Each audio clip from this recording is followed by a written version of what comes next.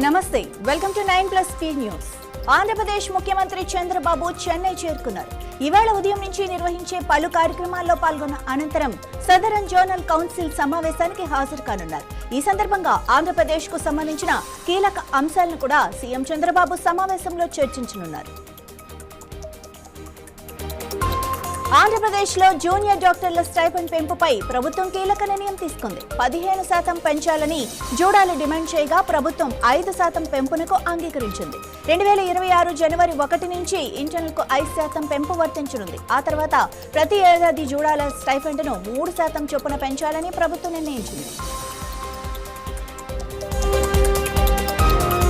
పటాన్చెరు మాజీ ఎమ్మెల్యే సత్యనారాయణ, మాజీ మంత్రి సిద్దిపేట ఎమ్మెల్యే హరీష్ రావు పరామర్శించారు. ఇటీవల గుండెపోటుకు గురైన సత్యనారాయణ నివాసానికి వెళ్లిన హరీష్ రావు ఆయన ఆరోగ్య పరిస్థితిని అడిగి తెలుసుకున్నారు. భూములను 22A నిషేధిత జాబితాలో చేర్చిన వ్యవహారం ముఖ్యమంత్రి రేవంత్ రెడ్డికి పూర్తిగా తెలిసే జరిగిందని మాజీ మంత్రి ఎమ్మెల్యే సబితా ఇంద్రారెడ్డి ఆరోపించారు. కాలనీలో అక్కడక్కడ మిగిలిపోయిన ఎకరం, 2 ఎకరాలు, 5 ఎకరాల భూములను కబ్జా చేయటమే అసలు ఉద్దేశమని ఆమె ఆరోపించారు. రంగారెడ్డి జిల్లా DLDA కార్యాలయంలో పాడి రైతులకు అందుతున్న సేవలపై TGLDA చైర్మన్ చరణ్ కౌశిక్ యాదవ్ సమీక్ష నిర్వహించారు. జిల్లా అధికారులు, గోపాలమిత్రలతో సమావేశమైన ఆయన పాడి రైతులకు అందుతున్న సేవలు, కృత్రిమ గర్భధారణ పురోగతి, పశు వైద్య సేవల్లో ఎదురవుతున్న సమస్యలపై చర్చించారు. విజయవాడలో వ్యర్థాలను విద్యుత్గా మార్చే దిశగా VMC కీలక అడుగులు వేస్తోంది. గుంటూరులోని జిందాల్ వేస్ట్ టు ఎనర్జీ ప్లాంట్ను VMC కమిషనర్ ధ్యాన్ చంద్ర పరిశీలించారు. విజయవాడలోనూ ఇలాంటి ప్లాంట్ ఏర్పాటుకు సాధ్యాలను పరిశీలించాలని అధికారులను ఆదేశించారు. కడప జిల్లా కమలాపురంలో భారతీ సిమెంట్ పరిశ్రమ ఎదుట స్థానికుల ఆందోళన కొనసాగుతోంది.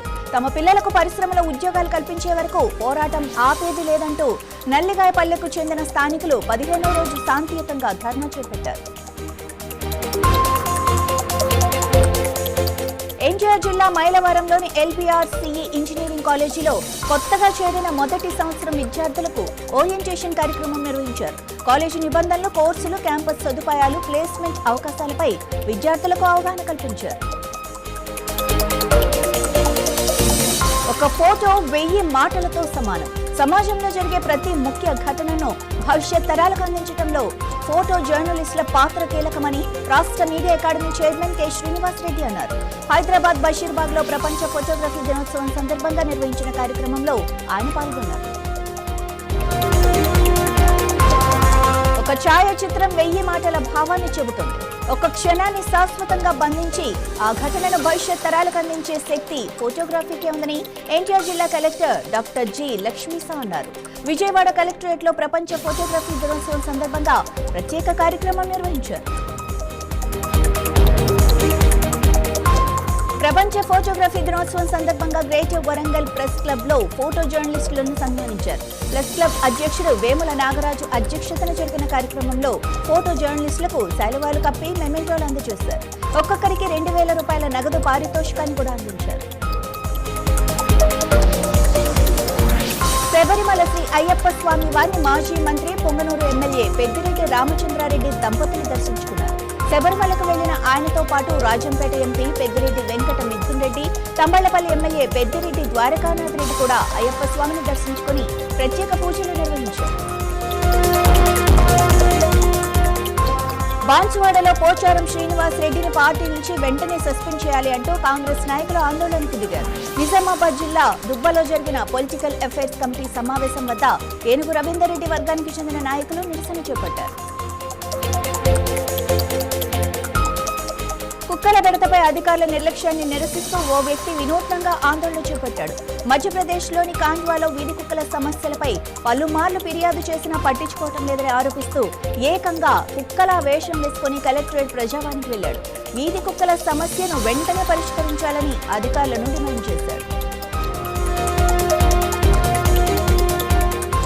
CEIR పోర్టల్ సాయంతో అత్తాపూర్ పోలీసులు 25 చోరీకి గురైన పోగొట్టుకున్న మొబైల్ ఫోన్లను రికవరీ చేశారు. సుమారు 2 లక్షల రూపాయల విలువైన ఈ ఫోన్లను గుర్తించిన పోలీసులు వాటిని అసలు యజమానులకు అప్పగించారు. దీంతో తమ ఫోన్ను తిరిగి దక్కడంపై బాధితులు పోలీసులకు కృతజ్ఞతలు తెలిపారు. నల్లబెల్లి మండల కేంద్రంలోని ఓ నూనె మిల్లులో ప్రమాదం జరిగింది. రంగాపురం కందగట్ల కవిత అనే మహిళ నూనె పట్టించేందుకు మిల్లుకు వెళ్లగా ప్రమాదవశాత్తు ఆమె చేయి యంత్రంలో ఇరుక్కుపోయింది. ఈ ఘటనలో చేయి విరిగి తీవ్రంగా గాయపడిన వెంటనే మిల్లు సిబ్బంది, స్థానికులు ఆమెను యంత్రం నుంచి బయటకు తీసి చికిత్స కోసం ఆసుపత్రికి తరలించారు. ప్రముఖ కొరియోగ్రాఫర్ జానీ మాస్టర్ కు ఫిల్మ్ ఫెడరేషన్ గట్టి షాక్ ఇచ్చింది. ఆయనపై గతంలో విధించిన నిషేధాన్ని కొనసాగిస్తున్నట్లు సమాఖ్య స్పష్టం చేసింది. ఫెడరేషన్ జనరల్ కౌన్సిల్ అత్యవసర సమావేశంలో ఈ మేరకు కీలక నిర్ణయం తీసుకున్నారు. ఫెడరేషన్ కు వ్యతిరేకంగా కార్యకలాపాలు నిర్వహించినందుకే జానీ మాస్టర్ పై ఈ చర్యలు కొనసాగుతాయని వెల్లడించారు. తెలంగాణలో సినిమా ప్రేక్షకులకు, సినీ పరిశ్రమకు సంబంధించి ప్రభుత్వం కీలక నిర్ణయం తీసుకుంది. సినిమా టికెట్ రేట్లు, థియేటర్ల వర్గీకరణ, షోల నిర్వహణపై కొత్త మార్గదర్శకాలు జారీ చేసింది. ఇందులో భాగంగా 7.1 సౌండ్, 2K, 4K స్క్రీన్లు ఉన్న థియేటర్లకు ప్రత్యేకంగా స్పెషల్ థియేటర్స్ కేటగిరీని ఏర్పాటు చేసింది. ఉత్తరప్రదేశ్లో గంగానది నీటి మట్టం క్రమంగా పెరుగుతుండటంతో అధికారులు అప్రమత్తమయ్యారు. కాన్పూర్లో కమిషనర్ షూట్లను పరిశీలించి అక్కడి పరిస్థితిని సమీక్షించారు. వరద ముప్పు దృష్ట్యా అధికారులు, సిబ్బంది ఎప్పటికప్పుడు పరిస్థితిని గమనిస్తూ అప్రమత్తంగా ఉండాలని సూచించారు. భారీ వర్షంతో హైదరాబాద్ పాత బస్తీలోని చాంద్రాయణగుట్ట నియోజకవర్గం అతలాకుతలమైంది.